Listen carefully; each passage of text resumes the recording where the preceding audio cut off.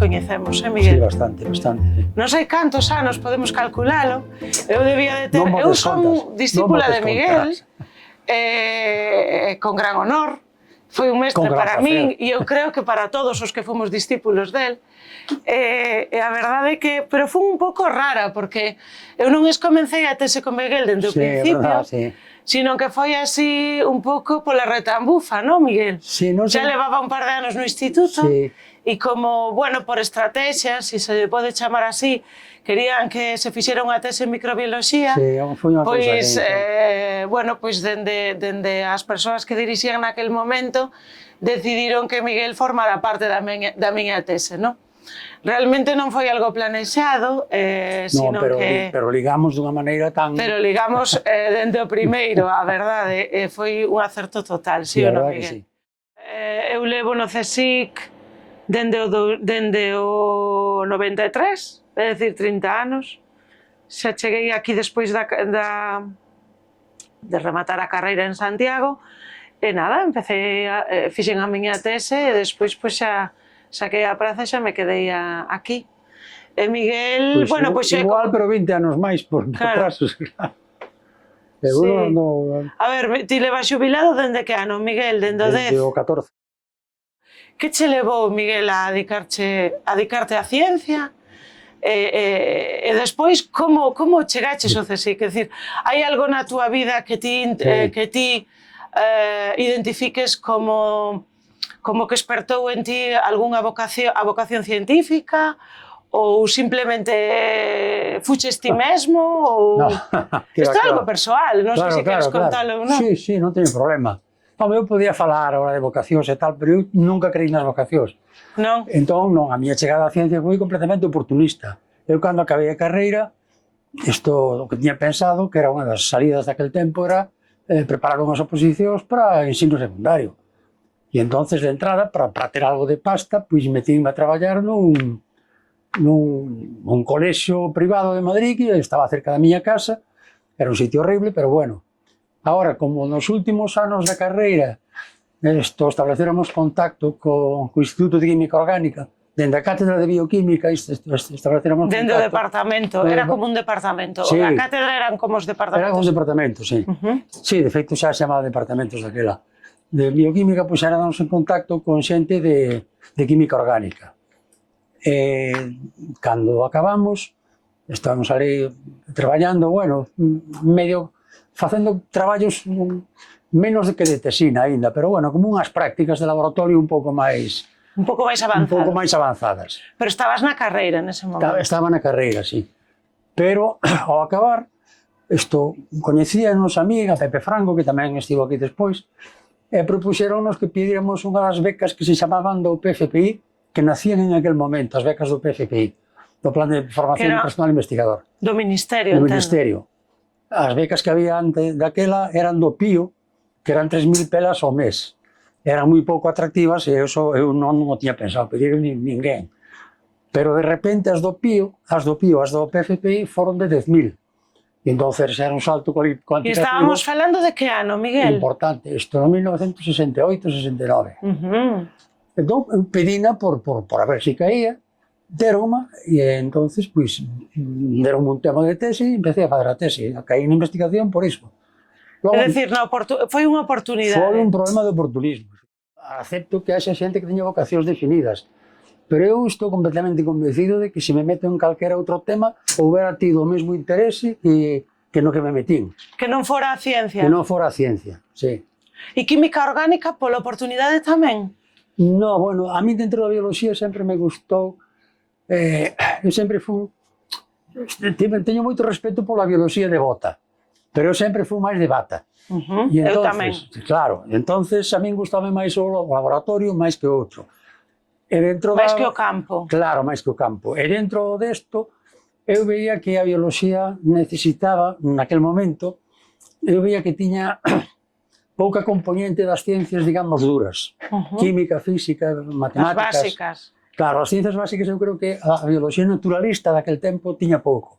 Era máis observacional. É máis observacional que experimental.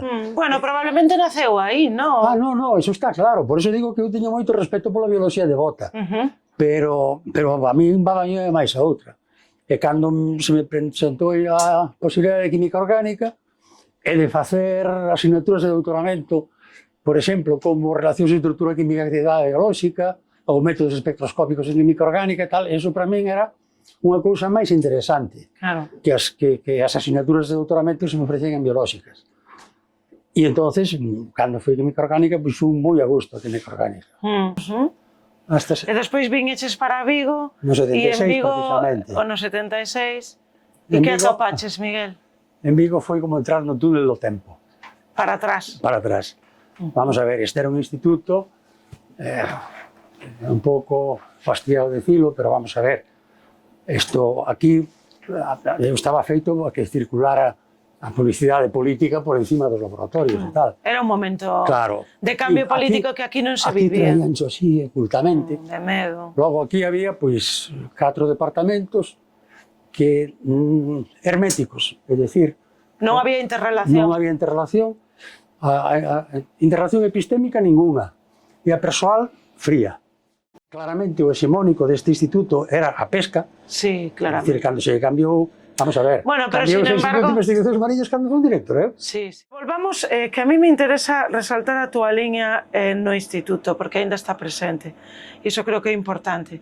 Entón, nesa estrutura que ten o instituto, ti chegaches, estiveches aí un tempo facendo química analítica, traballando, sí, en química analítica, non? A mí asignaronme a Fraga, co cal eu me quedei encantado. Fraga era, digamos, o que te dirixía, non? Claro.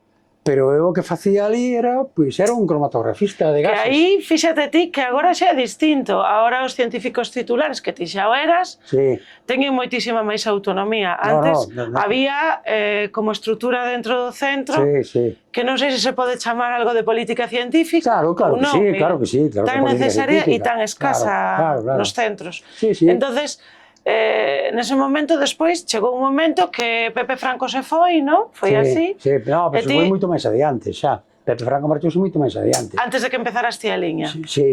Vale, porque Pepe Franco empezou na miña liña, precisamente, aquí. Foi dos que se sumou a miña liña, sí. Vale. Entón empezaches a traballar, abriches esta liña, non? No, pero eu empecé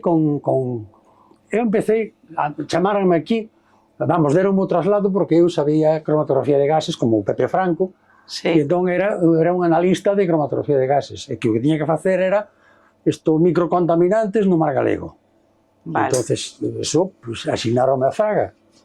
Fraga, pues, aceptou a cousa, dixo, moi ben, empezamos a traballar, e ao cabo de un pouco máis de un ano, vimos que os microcontaminantes no mar galego, pues, prácticamente non había, porque con atraso tanto agrícola como industrial de Galicia que iba a haber aquí microcontaminantes, bifenilos policlorados, herbicidas clorados e tal, nada.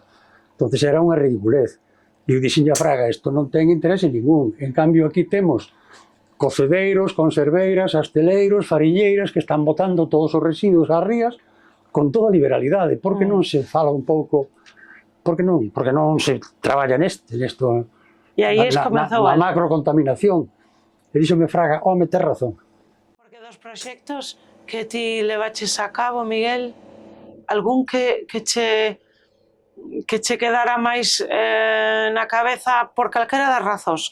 É dicir, ou porque fora máis ambicioso, ou porque fora un maior reto, ou porque respostara a sociedade, ou porque o disfrutaches máis, algún que sinales?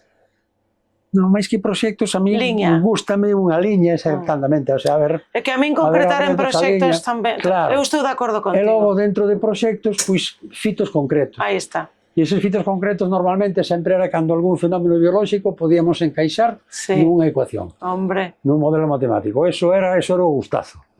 Claro. Bueno, porque era un gustado porque ao final... pero a ti tamén che gustaba, non me digas a min, a ti tamén. Eu son apasionada tamén, se o sabes. É dicir, gústame a ciencia moito, como ben sabes, e a bioloxía máis. Bueno, porque ao final é a maneira de explicarlo, non, Miguel? Galileo decía, la naturaleza está escrita en lenguaje matemático. Sí. Tiña razón.